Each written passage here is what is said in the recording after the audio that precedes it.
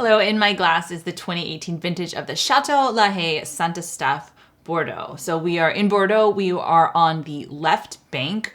Saint-Estephe is the northernmost of the left bank appellations. It is also home to such famous estates as Coste d'Estournel, Montrose, and Conlin.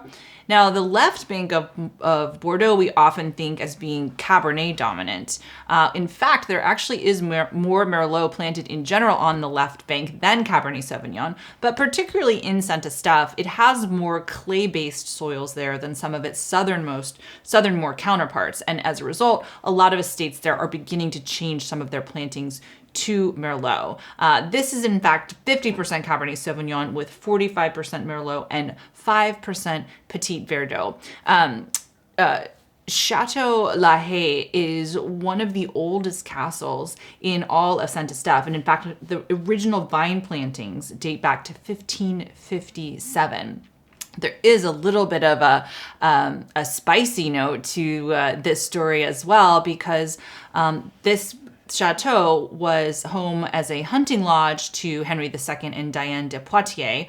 Although he was married to Catherine of Medici, Henry II did have a special affection for Diane de Poitiers, who was his governess.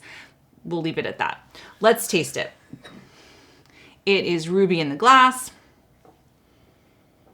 On the nose, those kind of classic Cabernet Sauvignon notes of blackcurrant, cedar, graphite.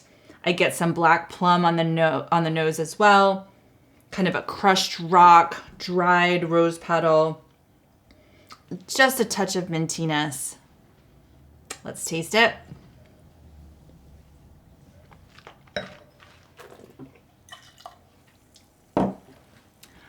Nice balance of freshness, body. There's a nice weight to it, but it still has a lift on the palate. On the palate, it's very dark in fruit. Again, that graphite note coming out, earthiness, lots of black currant and black cherry on the palate as well. So overall, I think a truly enjoyable wine with a pretty interesting story. And in fact, a very famous enologist behind it. Eric Boissonnet is the enologist, not just for Château La Haye, but for some other places you might have heard of, like Lafite, Latour, Margaux, and Mouton Rothschild. So pretty impressive resume behind this bottle.